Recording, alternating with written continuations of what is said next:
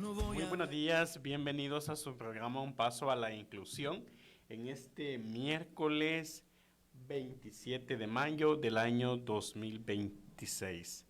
Como nada, pues ya nos terminamos el quinto mes del año 2026. Según las autoridades de medio ambiente y de meteorología, pues ya estamos a las puertas también de una nueva etapa, ¿verdad?, en el clima salvadoreño, aunque siempre con olas de calor, sobre todo por la tarde-noche aquí en la cordillera del Bálsamo. No sé dónde tú vives, Jenny, pero aquí en la cordillera del Bálsamo un calor tremendo en horas de la tarde-noche. Y bueno, pues estas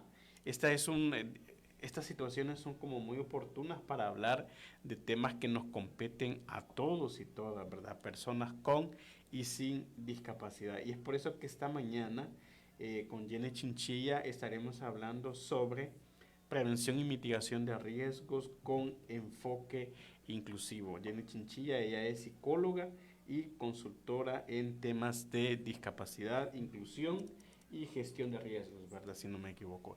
Así que sin más preámbulo, le doy la cordial bienvenida a Jenny. Bienvenida, Jenny, al programa Paso a la Inclusión. Muchas gracias, Roberto. Te agradezco mucho por esta invitación. Felicito a la radio también por ser el anfitrión de este programa que justamente pienso yo que su objetivo es culturizar, ¿verdad? Educar a nuestra sociedad. Y me gusta el nombre, Un Paso a la Inclusión, y a veces vemos atrás y decimos, creo que nos faltan muchos pasos, ¿verdad? Para lograr una verdadera inclusión, pero con todo lo que hacemos es un paso, un día a la vez. Así que muchas gracias, y aquí estamos ya para compartir con este tema. Quizás quienes nos escuchan, quienes nos ven, ya lo saben, ya lo manejan, pero les invito a que lo empecemos a ver desde una perspectiva inclusiva. Gracias, Jenny. Bueno, pues comentarle a la audiencia de que Jenny pues no es la primera vez, ¿verdad?, que comparte con nosotros. Desde el año 2022 que iniciamos con Un Paso a la Inclusión, Jenny nos apoyaba, pero desde la virtualidad, ¿verdad? Y ahora pues tenemos el gusto de conocer la casa, conocer la casa, ¿verdad? Sí, y tenerla aquí en la cabina de Bálsamo Radio TV. Un saludo a usted que recién nos sintoniza a esta hora de la mañana, cuando puntualizamos las 9 de la mañana con 9 minutos. Iniciamos su programa Un Paso a la Inclusión, este programa que es gracias a la fina cortesía de Bálsamo Radio TV en el 92.1 del FM y con retransmisión en redes sociales, en Facebook sobre todo, y en mi cuenta personal de TikTok. Un saludo a las y los seguidores de TikTok que nos están viendo a esta hora de la mañana. Y bueno, pues entramos en materia, Jenny, preguntándote sobre qué significa hablar de prevención y mitigación de riesgos, sobre todo en contexto salvadoreño. Claro, sí, muchas personas tienden a confundir ambos conceptos, pero vamos a comprender que la prevención va enfocada a atender una situación de riesgo y desastre que aún no ha pasado. ¿Qué es lo que nos pasaba en El Salvador hace mucho tiempo? Te voy a hablar de los terremotos del 86, las tormentas tropicales que hemos tenido, huracanes. Bueno, te cuento que yo nací justamente en el contexto de una de las condiciones del huracán Fifi, que estuvo afectando otros países de Centroamérica, me parece que Guatemala, no me recuerdo si en Honduras o Guatemala, pero que aquí vino a afectar también, porque la cola nos afecta a nosotros, y para nosotros eso es el huracán, ¿verdad? Entonces yo en ese contexto nací. Entonces, ¿qué es lo que pasa? La palabra de prevención antes no era tan conocida, no era promovida, y que atendíamos una situación de desastre cuando ya estaba el problema. Entonces ahí el lenguaje era a rescatar, a ver qué es lo que quedó con vida, o a quién quedó con vida, a salvo los cuerpos. Entonces cuando hablamos de prevención, ya con el nuevo enfoque de prevención de riesgos y desastres, nos habla de que tiene varias etapas. Primeramente, hacer todas aquellas estrategias, programas de formación que incluyan a todas las personas para educarnos qué es lo que tenemos que saber, ¿verdad? Entonces, en la etapa de prevenir algo que no ha pasado, qué hacer cuando esto esté pasando, cómo recuperarnos también, ¿verdad? Entonces, son varias etapas. Y por mitigación es aquello que está ahí, ese riesgo, pero ¿cómo podemos influir o incidir para que ese riesgo cause el menor daño posible? Entonces, les invito a todos que busquen ahí en YouTube, cuando tengan un tiempo, el terremoto de 1986. Hay un video de la OMS. Cada vez que yo lo veo y lo ocupo para dar capacitaciones, la verdad es que me deja muchas reflexiones, porque es un documental y en ese video habla justamente de todo lo vivido en el 1986 con lo del terremoto. Entonces, que el enfoque era rescatar, ya no era tanto de salvar las vidas, de rescatar. Entonces no había ni siquiera protección civil, no existía en ese momento. Todo surge a partir de todos estos años para acá, y ahora pues ya hablamos de que tenemos algunas políticas que nos hablan de estos conceptos, pero a veces no nos gusta leer, no nos gusta informarnos, pero justamente es eso, prevenir, que lleva todas las etapas, y mitigar, ¿verdad? Aquí te puedo leer un concepto bien a grosso modo, que la mitigación consiste en disminuir el impacto, porque vamos a tener claridad en que los fenómenos naturales, que es lo que tenemos que también aprender, no son desastres naturales. Un fenómeno natural es la erupción de un volcán, un terremoto. Eso no son desastres, simplemente es la forma en cómo se comporta el planeta Tierra, es la forma de manifestarse, es así. Entonces, cuando pasan estas situaciones, no las vamos a poder evitar. El terremoto te va a sorprender, una tormenta tropical te va a sorprender, más ahora con el cambio climático, pero sí podemos mitigar, sí podemos disminuir el impacto de ese desastre natural o de ese fenómeno natural.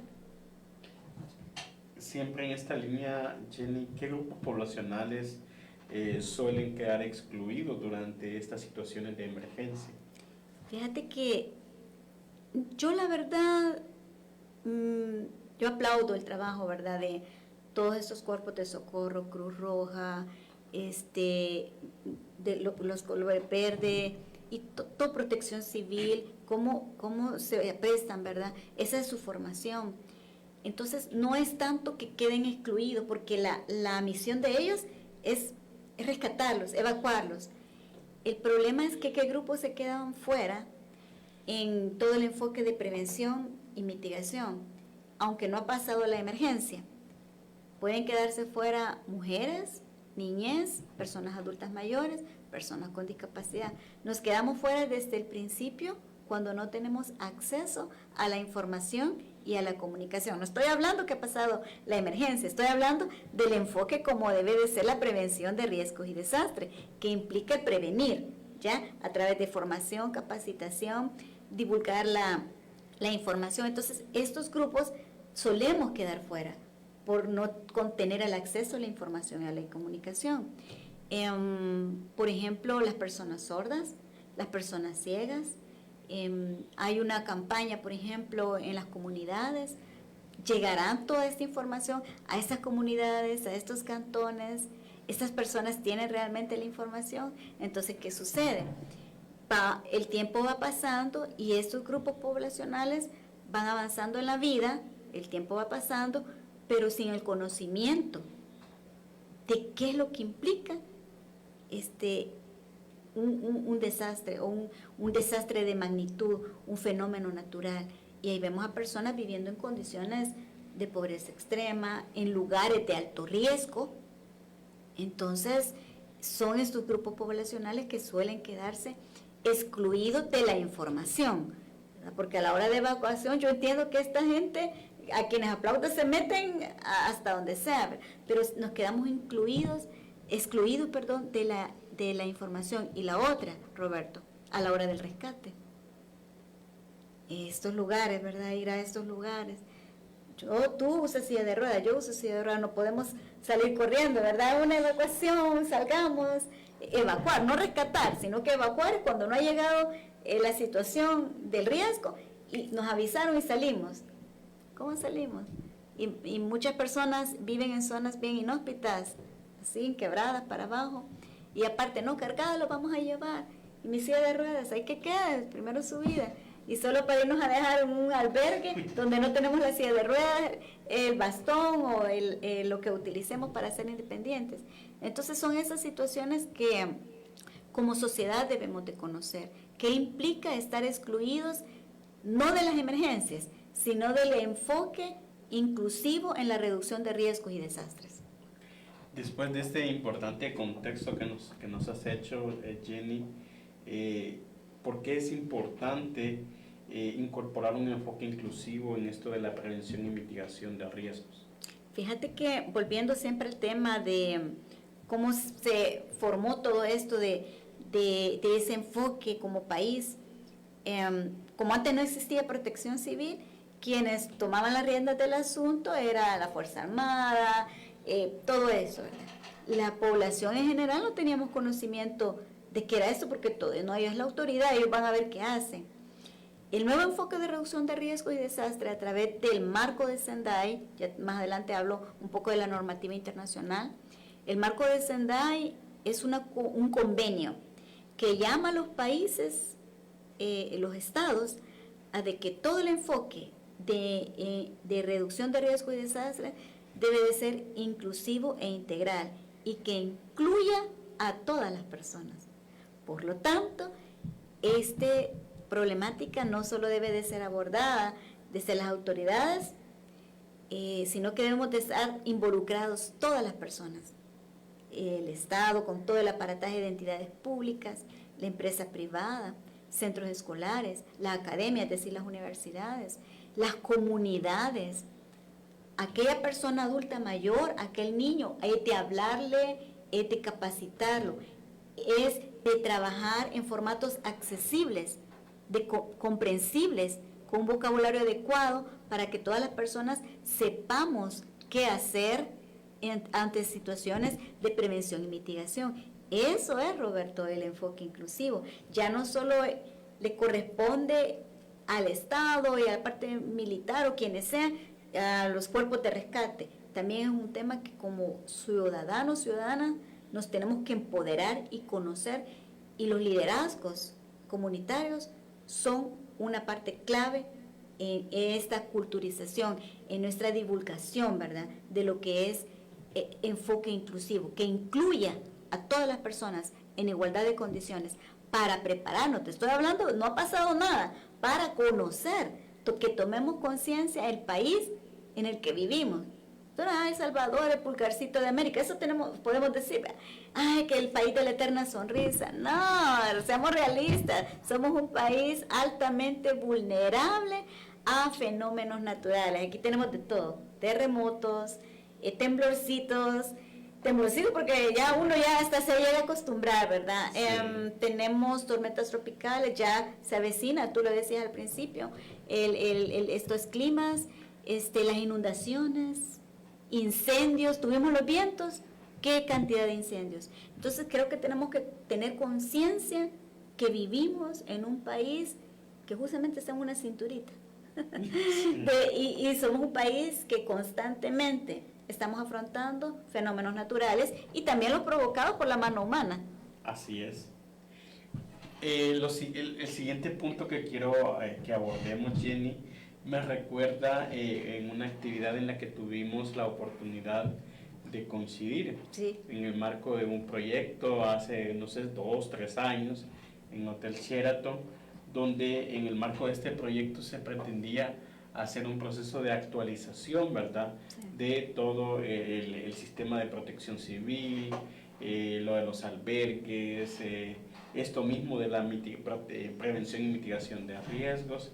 Y me acuerdo que se hicieron muchas dinámicas donde nosotros, como personas con discapacidad, que fuimos los actores claves, ¿verdad?, en este proceso, identificamos barreras. Entonces es el momento de hablar, Jenny, sobre qué barreras enfrentamos nosotros, las personas con discapacidad, durante situaciones de emergencia en general, ¿verdad? No solo climática, sino que también sanitaria, porque algo que quizás hasta el momento no lo hemos abordado, que pasamos por una época de COVID-19, sí, ¿verdad? donde pues todos con la intención de salvaguardar nuestra vida estuvimos recluidos, sí.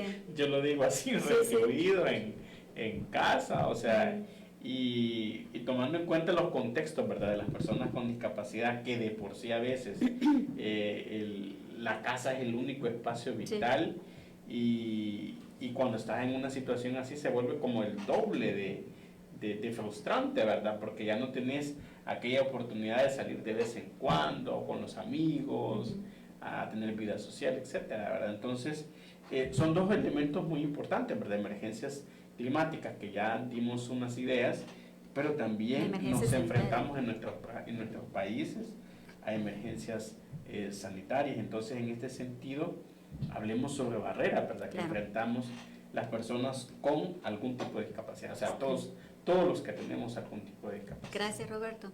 Es importante recordar, primeramente, que las barreras que enfrentamos las personas con discapacidad no tanto van enfocadas a nuestro cuerpo, que es lo que no podemos hacer, porque se suele pensar que Roberto no participa porque como él es usuario de silla de ruedas, no puede caminar. Ah, Jenny no hace esto porque también ella usa silla de ruedas. Ah, don José, ¿cómo él va a ayudarse? Es una persona ciega. Entonces la sociedad nos limita porque se asume que la discapacidad es lo que yo tengo y lo que no puedo hacer, cuando la discapacidad es más que eso. Vamos a reconocer que obviamente en términos médicos tenemos limitantes fisiológicas. Algunas personas no caminamos, no hablan, no ven, no verbalizan, tienen movilidad reducida, pero que la barrera que vamos a enfrentar no responde tanto a lo que yo no pueda hacer, sino que es lo que el entorno no me permite hacer, ya sea ir a un niño ir a la escuela en igualdad de condiciones, usar el transporte público. Yo vengo de Ciudad Merliot, me preguntaba, ¿dónde vives? Vivo en Ciudad Merliot, a veces voy a visitar a mis padres, no utilizo el transporte público, no es porque yo no quiera, sino que no es un transporte público accesible, digno y humano, porque hay que hablarlo así, no es ni digno ni humano para personas con y sin discapacidad. Sí. Entonces es un transporte público que a veces agrede y vulnera los derechos del usuario, entonces que paga un dinero para usar ese servicio. Entonces por ser inaccesible no lo usamos. En ese sentido son barreras que enfrentamos en un entorno completamente inaccesible para las personas que usamos silla de ruedas, para las personas sordas. Por lo tanto, las barreras que enfrentamos las personas con discapacidad en el diario vivir, Roberto, son muchas y se vuelven el doble o el triple en contextos de emergencias, ya sea por fenómenos naturales, desastres causados por la mano humana, emergencias como la que tú ya, sanitarias como la que mencionabas, de pandemias, epidemias y todo ello. Nos volvemos todavía, no es que seamos vulnerables, seguimos siendo personas, pero son esas situaciones que vulneran más nuestros derechos, porque nos excluyen de la información, de la comunicación. ¿Qué pasó en el contexto del COVID? Todos encerrados, sí, ¿verdad? Ajá. Las personas que contaban con un trabajo siguieron recibiendo su salario, pero aquellas personas con discapacidad que no contaban con un trabajo, que tenían que salir porque son emprendedoras, porque venden y luego van a la casa, o sea, es peor la situación en términos económicos, ¿verdad? Porque ya dejaron de vender. No iban a recibir un salario porque no son contratadas laboralmente. Entonces son todas esas situaciones que las barreras que enfrentamos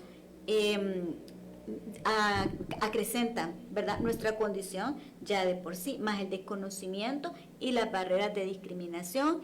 Y lo otro sumado es esa falta de aplicación plena de los derechos y el aparataje todo institucional, que a veces desconoce o falta voluntad, ¿verdad?, para llevar a cabo o cumplir plenamente todas esas leyes, políticas, convenciones que ya tenemos, porque no somos un país que partimos de cero, tenemos una muy buena normativa en discapacidad, que creo que vamos a hablar también de eso, ¿verdad? Así que, en resumen, esas serían las barreras de todo tipo, Roberto. Barreras físicas, el no contar con edificios accesibles, amigables, al acceso a la información, a la comunicación, el transporte público y las actitudinales. Desde el momento que una persona nos dice, no, ella no puede, desde ahí ya nos excluyeron.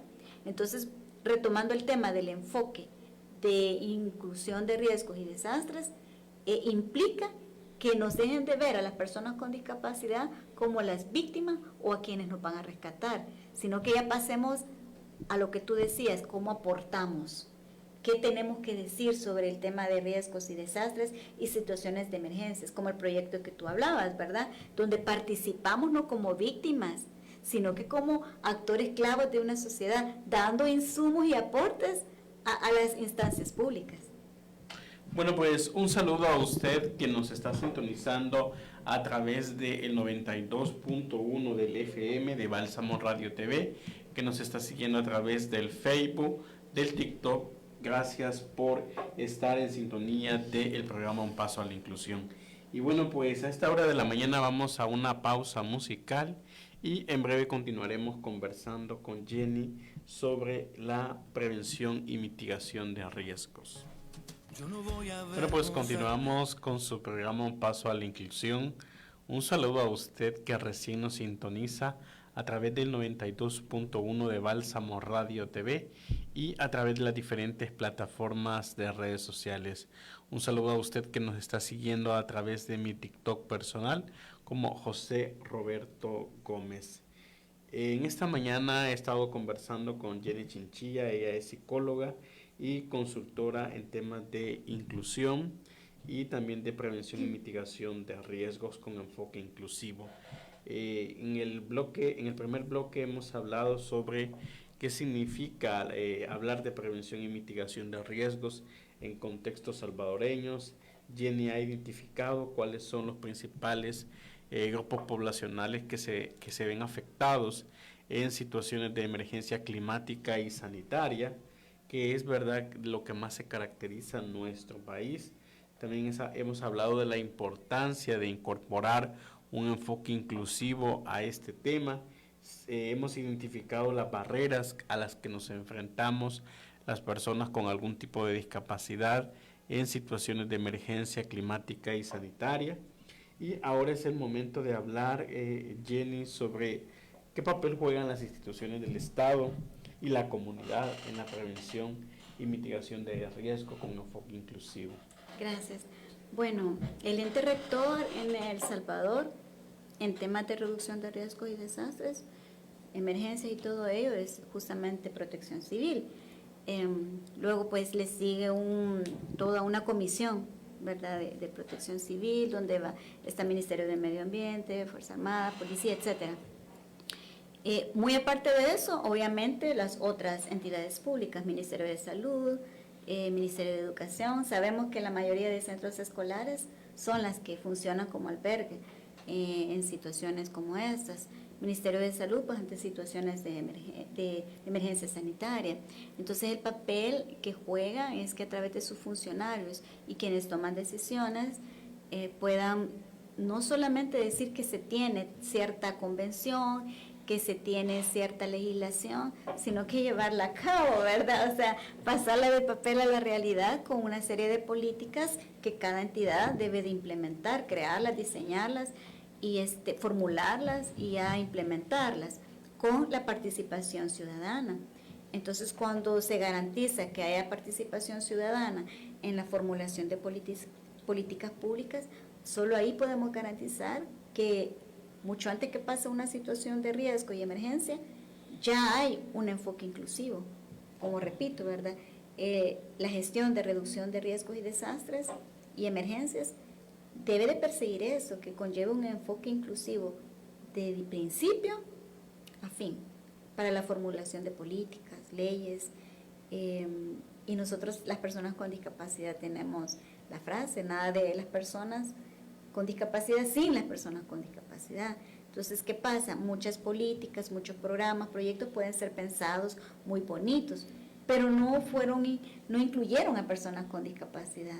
No lleva ese componente que quizás Alguien puede decir, no, pero ¿eso qué van a saber? No tienen formación técnica. Si el ingeniero soy yo, si la doctora soy yo, si el capitán soy yo, y sí, es cierto, no podemos quizás tener esa formación profesional, pero sí tenemos nuestra experiencia vivencial. Como personas con discapacidad, nosotros somos las que vivimos en las comunidades, nosotros identificamos mucho más las situaciones y de alguna manera las personas con discapacidad que están organizadas, cuando me refiero a organizadas, que pertenecen a organizaciones de personas con discapacidad, llevamos años conociendo nuestros derechos, promoviendo, incidiendo, proponiendo no solamente soluciones a políticas locales, sino que hemos participado incluso en convenciones internacionales. Entonces, tenemos una amplia y rica experiencia. Ese es el papel que hoy por hoy las entidades públicas deben de jugar. Bueno, ya sabemos que el CONAIPD, que era el Consejo de Inclusión a las Personas con Discapacidad, fue disuelto, igual que el CONAIPAN, lo que es el Consejo de Personas Adultas Mayores. Me refiero a estos dos grupos poblacionales porque son los que he mencionado, solemos estar todavía más excluidos. Entonces estas dos entidades han pasado sus funciones al INAVE, que es el Instituto de Veteranos. Entonces el INAVE ahora, alguien me decía, entonces nos quedamos sin derecho, me dijo alguien, como ya no existe el CONAIPD, no, momento, no nos hemos quedado sin derecho, los derechos desde que nacemos los tenemos. Quizás la figura institucional que antes existía ya no está más, porque las funciones han pasado.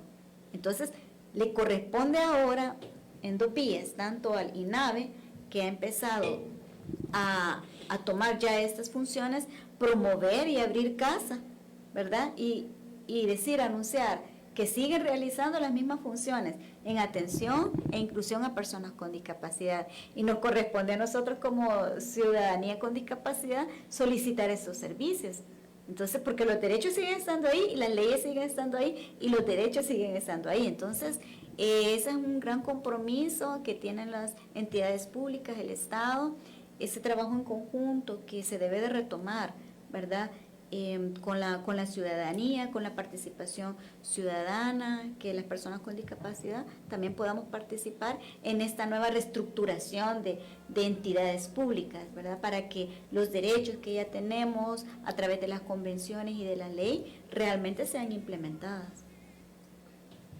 ¿Qué nivel de preparación consideras tú que tienen actualmente nuestras ciudades y comunidades para la atención de personas con discapacidad en situaciones de emergencia climática y sanitaria? Bueno, es preocupante esa pregunta porque la mayoría de albergues, te digo, yo estuve hace 2 años, hace 2 años y el año pasado tuve la oportunidad de participar en otro proyecto diferente al que mencionabas y he ido a conocer comunidades de fuera de San Salvador, departamentos como, bueno, aquí en La Libertad, Usulután, varios lugares. Entonces estas comunidades, albergues, donde fueron diseñados desde un principio sin normas de accesibilidad. Y cuando hablo de accesibilidad me refiero a rampas, baños, pero en el camino fueron implementando rampas. Una rampa que para qué te cuento. O sea, unas rampas que en lugar de ser rampas para que uno pueda subir y bajar con seguridad en una situación, o sea, implican un riesgo. Se necesitaba, yo soy pequeña y delgada, pero para subirme a esa rampa necesitaba una persona que fuera empujando de atrás y otra jalándome, porque muy inclinadas. Entonces, solo ahí en un mismo albergue hay una situación de riesgo. Los baños, ni que se diga, o sea, puertas angostas, así donde no hay esa privacidad para que una persona que use silla de ruedas o su cuidador o cuidadora, sea una persona adulta mayor, pueda hacer esa limpieza, ese baño con esa dignidad.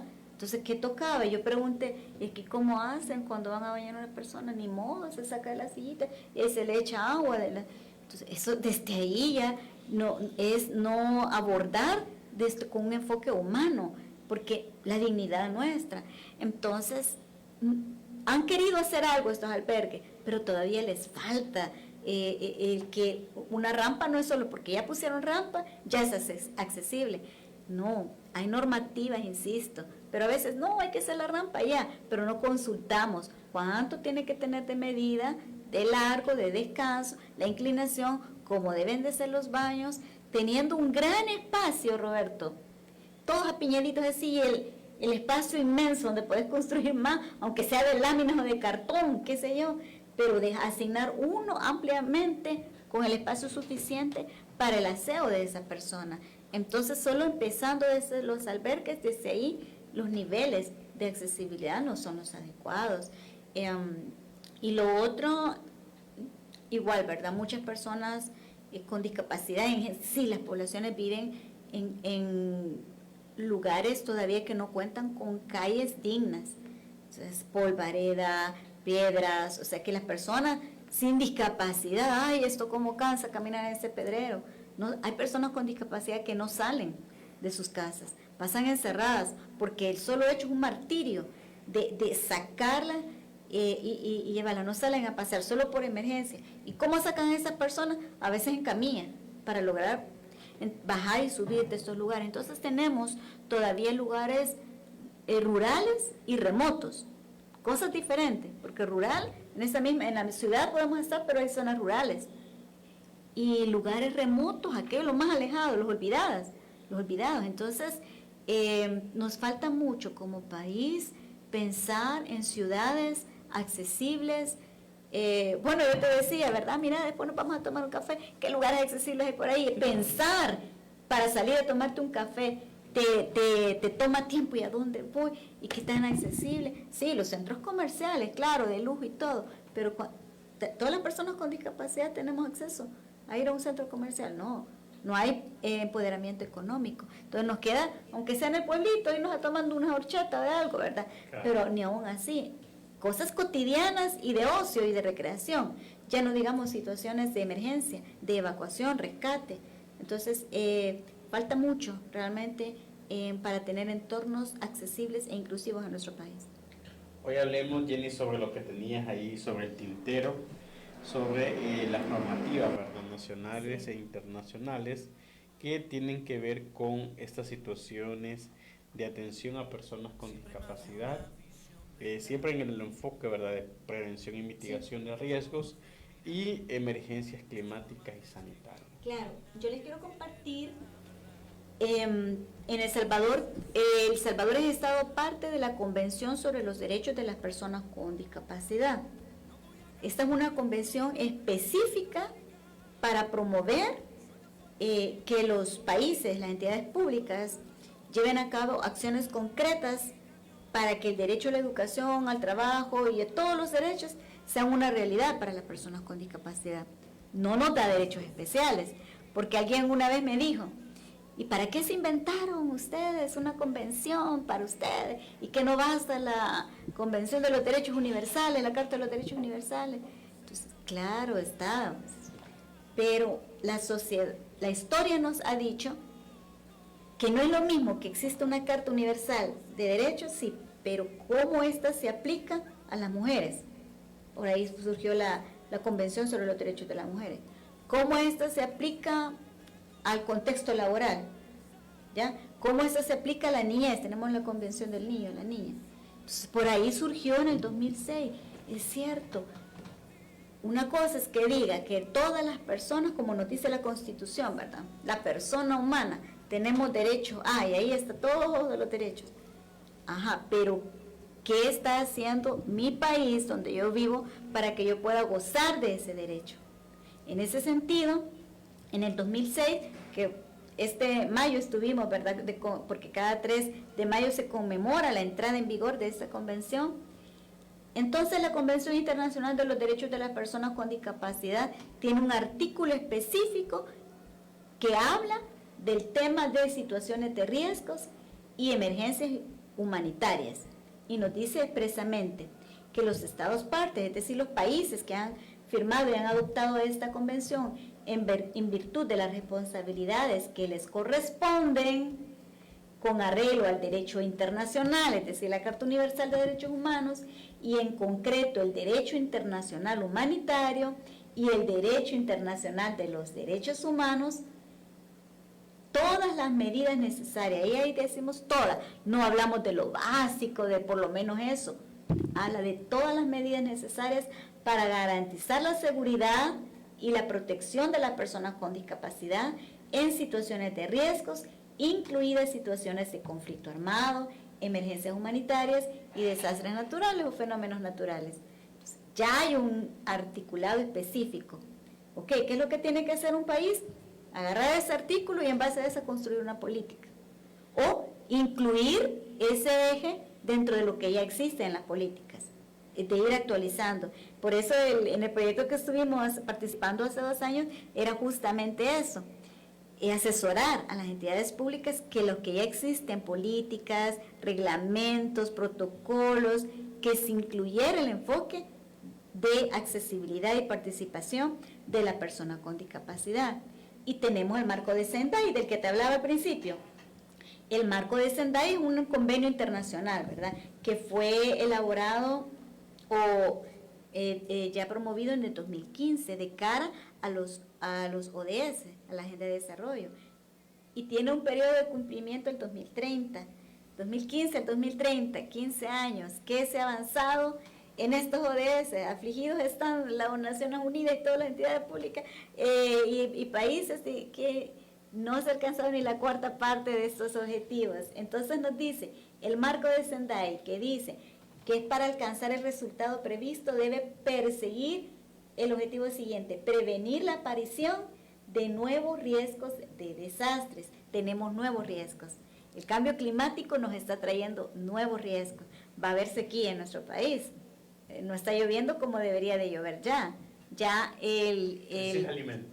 crisis alimentaria. Entonces ya los agricultores, las agricultoras tienen ya una preocupación, ¿verdad? Entonces dice, y reducir los existentes implementando medidas integradas e inclusivas. Ese es el mandato del marco de Sendai, de índole económica, estructural, jurídica, social, sanitaria, cultural, educativa, ambiental, tecnológica, política e institucional. Imagínense todos los ejes que lleva, que prevengan y reduzcan el grado de exposición a las amenazas y la vulnerabilidad a los desastres, para aumenten la preparación para la respuesta y la recuperación y refuercen de ese modo la resiliencia. Tenemos claro que países como el nuestro estamos expuestos, sí, pero ya no todos lo estamos hablando de prevención, de atender, de rescatar, de evacuar, sino que respuesta, ¿qué respuesta vamos a dar? ¿Cómo un país se va a recuperar? Y en esa recuperación económica y todo lo que conlleva, ¿están incluidas las personas con discapacidad o las dejamos más vulnerables de lo que ya estábamos? Y ahí va todo el tema de salud mental también, todo lo que nos puede ocasionar. Y así te puedo ir mencionando, esos son los 2 marcos como internacionales, tales de noticias de última hora también, que se está creando en las Naciones Unidas.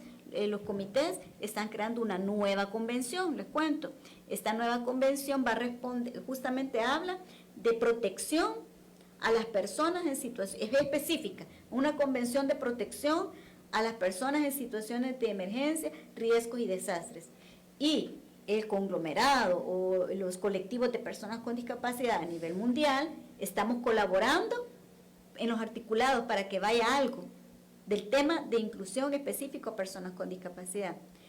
No lo dije al principio, pero yo soy soy como el punto focal a nivel de Latinoamérica y el Caribe, justamente en el Comité de Reducción de Riesgos y Desastres, representando a la población con discapacidad de Latinoamérica y el Caribe. Entonces por eso que me llega esta información que ahorita quizás las entidades públicas ni está al tanto, ¿verdad? Pero esa convención, cuando ya se lance y llame a los estados partes a firmarla, va a ser una nueva convención que el país tendrá que adoptar para tropicalizarla y crear toda una nueva política más inclusiva y que conlleve el aspecto de accesibilidad e inclusión. Y de ahí pues te hablo de la Constitución de la República, la Ley de Protección Civil, Prevención y Mitigación de Desastres y la Ley Especial de Inclusión. Son nuestras leyes locales que hablan de la parte específica del tema que estamos abordando.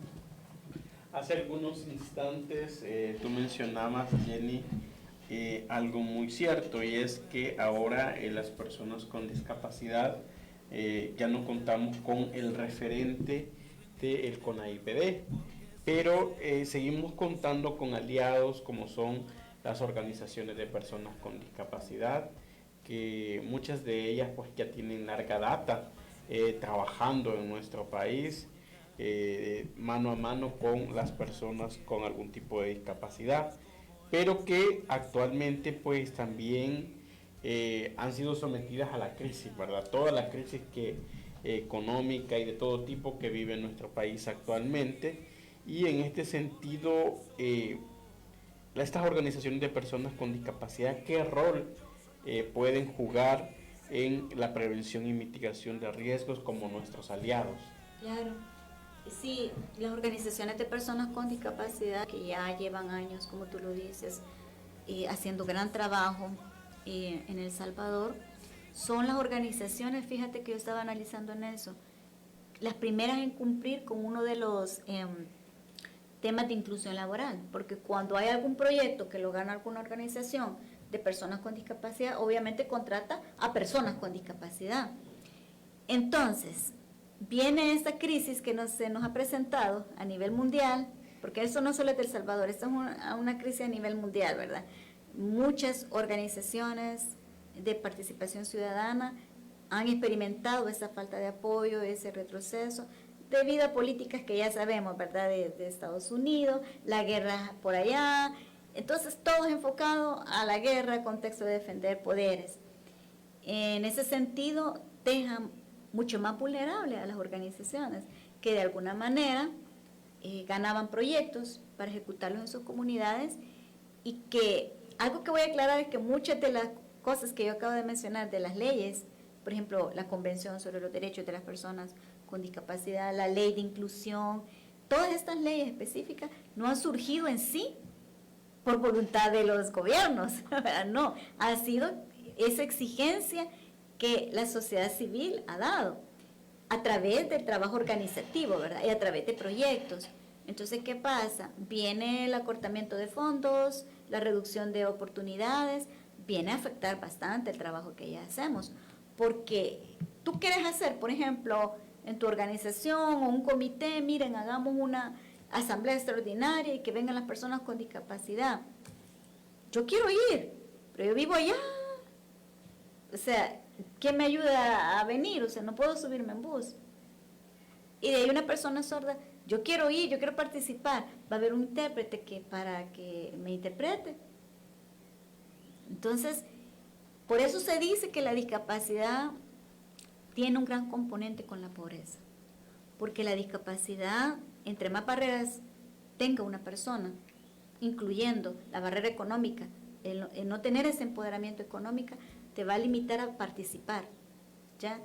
Cuando los proyectos se implementan en un país, te vamos a garantizar transporte, vamos a tener un lugar digno y accesible, va a haber interpretación, entonces sí, ¿verdad? Y vamos a participar plenamente. ¿Qué es lo que pasa? No, pues un comité y que venga fulanito a representar a las personas con discapacidad y hay que esté sentadito. Una persona sorda, pero para llenar, yo hice, ¿verdad? En una alcaldía, hice esto, invité personas, vinieron 3 y ahí estuvieron sentadas. Eso no es participación plena, Roberto. Eso es ahí para que estén y para que vean que yo las incluí.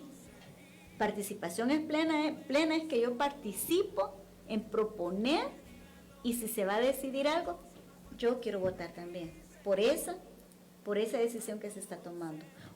O yo no estoy de acuerdo porque no conlleva, o sea, es esa oportunidad. Entonces, todo ese trabajo de las organizaciones que ha estado empoderando se ha visto limitado a ello, y hay que ser resilientes, hay que darnos por vencidos, ¿verdad? Siempre hay crisis que vienen, duran 100 años, ya no más vienen y van. Creo que parte de los movimientos sociales es ese ser resiliencia, es caerte, levantarte, reponerte, buscar otras estrategias, cómo incidir.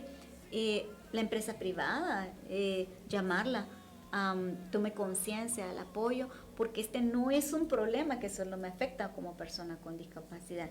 Viene una tormenta tropical y todas las personas se ven afectadas.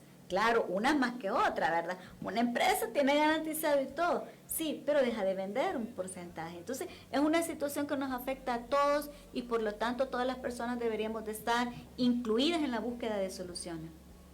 A manera de conclusión, Jenny, ya para cerrar nuestro programa, ¿cuál consideras que es actualmente el principal desafío que enfrentamos las personas con discapacidad para tener un sistema de prevención y mitigación de riesgos con enfoque inclusivo? Porque como tú ya lo decías previamente, ahorita estamos transitando, o sea, no tenemos ahorita un sistema de prevención y mitigación de riesgos como países de primer mundo, ¿verdad? Por decir, utilizar categorías políticas y sociológicas de ese tipo, pero sí estamos transitando, se están haciendo esfuerzos, sobre todo desde la cooperación internacional que está apoyando a las instituciones del Estado para actualizar este sistema de prevención y mitigación de riesgos.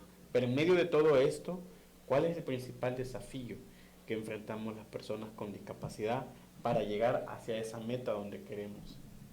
Gracias por recordarme la cooperación internacional, a quienes les hago un llamado aprovechando que se agradece el apoyo y que cuando implementen proyectos con las entidades públicas se aseguren que las personas con discapacidad estamos incluidas no como espectadoras, sino que como protagonistas, tomadoras de decisiones, no como beneficiarias, sino que como esos liderazgos comunitarios que ejercemos. Y ese es uno de los desafíos, Roberto, que se nos dignifique, que se nos reconozca, porque no se nos está reconociendo el valor que como personas podemos contribuir a la cultura, a la educación de nuestro país. Podemos contribuir a la reducción de la pobreza a través de nuestros aportes. No nos están viendo así, nos siguen viendo con un enfoque asistencialista. Qué pobrecito Roberto, qué necesitará, qué pobrecita Jenny. Entonces, y ese enfoque asistencialista no está ayudando. Está bien, yo comprendo que una persona no tiene silla de ruedas, está bien, hay que donarle una. ¿Le falta alimentos? No, hay que donarle alimentos.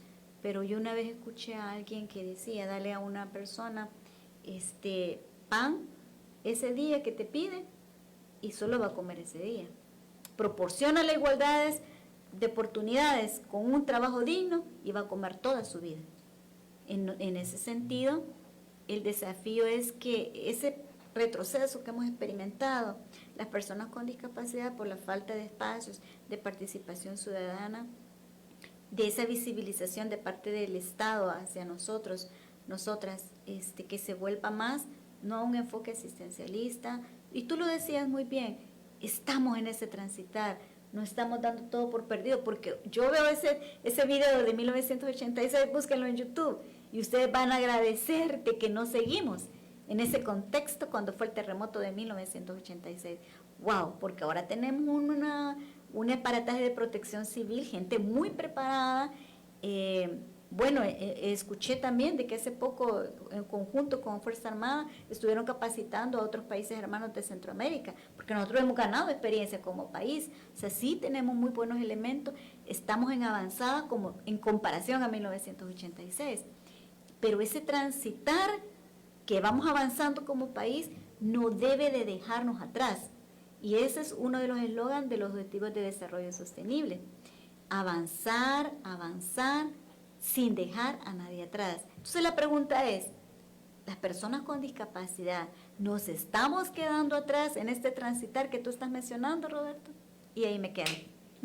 Excelente reflexión, Jenny. Bueno, pues no me queda más que agradecerte, Jenny, por el esfuerzo de haber venido al programa Un Paso a la Inclusión. Gracias por aportarnos tu conocimiento y experiencia sobre el tema. Vuelvo a repetir, Jenny, ella es consultora en temas de inclusión, temas de prevención y mitigación de riesgos, con enfoque inclusivo y psicóloga. Así que gracias Jenny por haber estado en el programa Un Paso a la Inclusión. Y al equipo de la radio, muchas gracias. Bueno, pues y de esta manera damos por concluido su programa Un Paso a la Inclusión. Recuerde que si no nos pudo ver y escuchar este día, el programa queda allí, ¿verdad?, colgado en los perfiles de las redes sociales de Bálsamo Radio TV y en mi TikTok.